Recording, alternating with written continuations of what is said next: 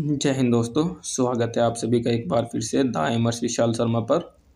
मैं आशा करता हूं दोस्तों आप सभी अच्छे होंगे। तो दोस्तों मेरा आज वीडियो बनाने का जो पर्पज़ है वो है आपका यूपी पुलिस का जो डीवीपीएसटी चल रहा है, तो उसमें को लेकर जो डाउट आ रहे हैं सामने, उन डाउट को मैं क्लियर करने वाला हूँ और एक जेन्युइन रिव्यू आपको प्रोवाइड कराने वाला हूँ, जो कि मेरा ही रिव्यू होने वाला है।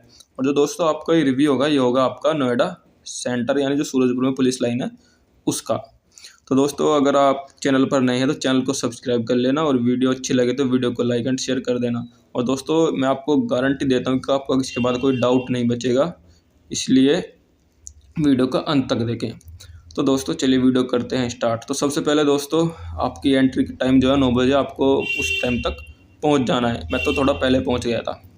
पहुँचने के बाद में दोस्तों आप हमारे वहाँ जो लिस्ट लगी थी वो 8:30 बजे के करीब एक लिस्ट लगी थी। हमारे यहाँ पर 3 सेंटर थे, जिसमें हर सेंटर पर 75 बच्चे थे।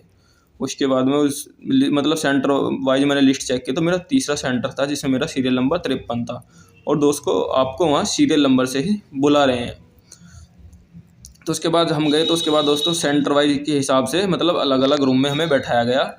और दोस्तों सेंटर वाइज जैसे 1 2 3 था, तो हर मतलब उनकी अलग अलग टेबल बनी हुई थी, यानी उनका डीवीपीएसटी भी अलग था और मेजरमेंट भी अलग था।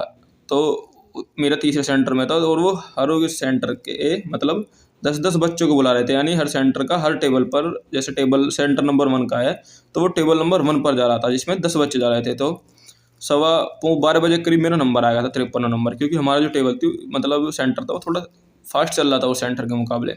तो सबसे पहले वहाँ जाने के बाद में दोस्तों हमारा बैग जमा कराया गया, जिसमें फ़ोन वगैरह सब कुछ रखवाया गया और हमारे एक फ़ोटोकॉपी का सेट, और हमसे कहा कि मतलब एडमिट कार्ड जो है उस पर फ़ोटो चिपकाना, उसमें जो लिखा हो उसे सब भर लेना।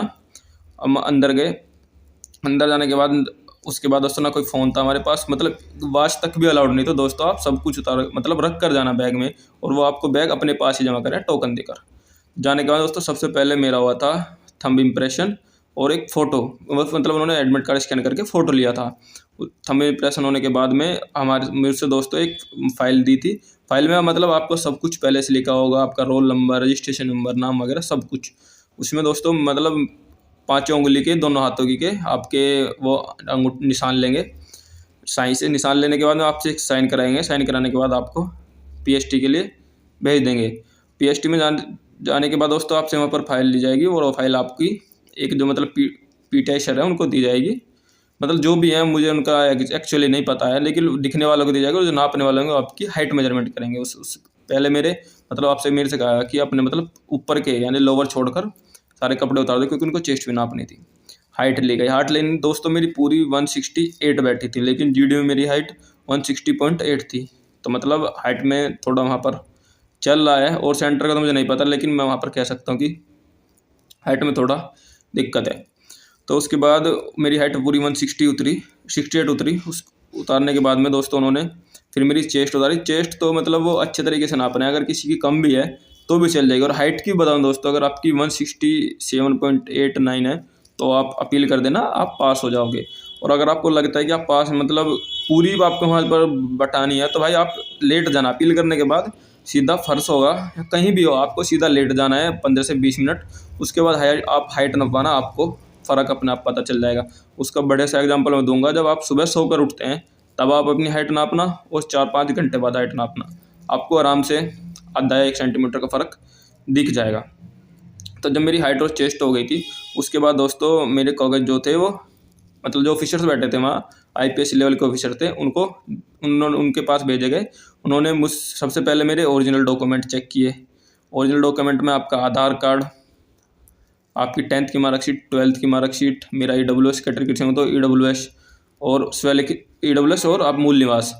तो अगर आपके जैसे मान लो ओबीसी से हैं तो आपके ओबीसी चेक की जाएगी, आप SC ST से हैं तो आपका वो प्रमाण पत्र चेक किया जाएगा।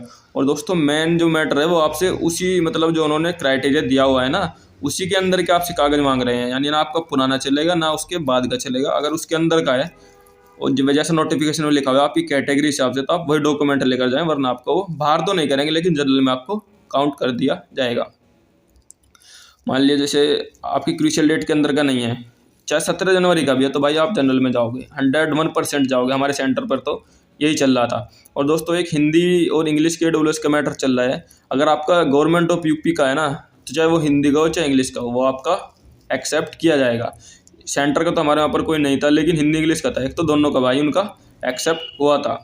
चाहे फॉर्मेट सेम होना चाहिए, किसी का हाथ का बना हुआ था, जैसा मेरा कंप्यूटर का चढ़ा हुआ था, एक लड़का बुलंदशहर का था, उसका हाथ का बना हुआ था, दोनों का चल गया था।